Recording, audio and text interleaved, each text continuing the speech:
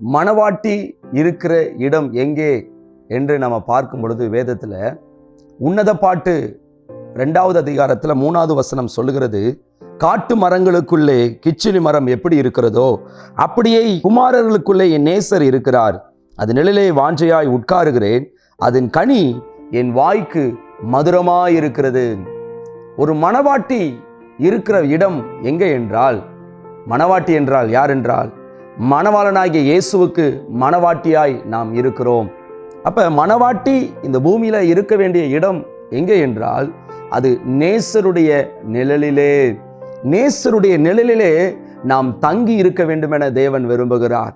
தேவனுடைய பாதத்திலே அமர்ந்திருக்க வேண்டும் என தேவன் விரும்புகிறார். அப்பொழுதுதான் ஆமீன் அவரிடத்திலிருந்து நாம் பெற்றுக்கொள்ளுகிற ஒவ்வொரு வார்த்தையும் அது நமக்கு வாய்க்கு மதுரமாய் மாறுகிறதுங்க. நாம் உட்கார வேண்டிய இடம் ஒன்று இருக்கிறது.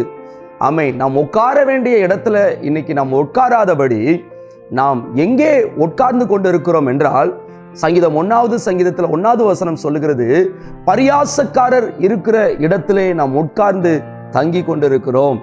அப்படி நம்ம ஒருபோதும் இருக்கக்கூடாது. பரியாசக்காரர், அதான் எரேமியா சொல்வார், வீணரோடு நான் உட்கார்ந்து அவர்களோடு நான் மகிழ்ச்சியா இல்லை அப்படின்னு சொல்லுவாரு. இன்னைக்கு நம்ம வீணரோடு உட்கார்றோம், பரியாசக்காரரோடு நம்ம உட்கார்றோம். ஆனால் நேசருடைய நிழலை நாம் விட்டுவிட்டோம்.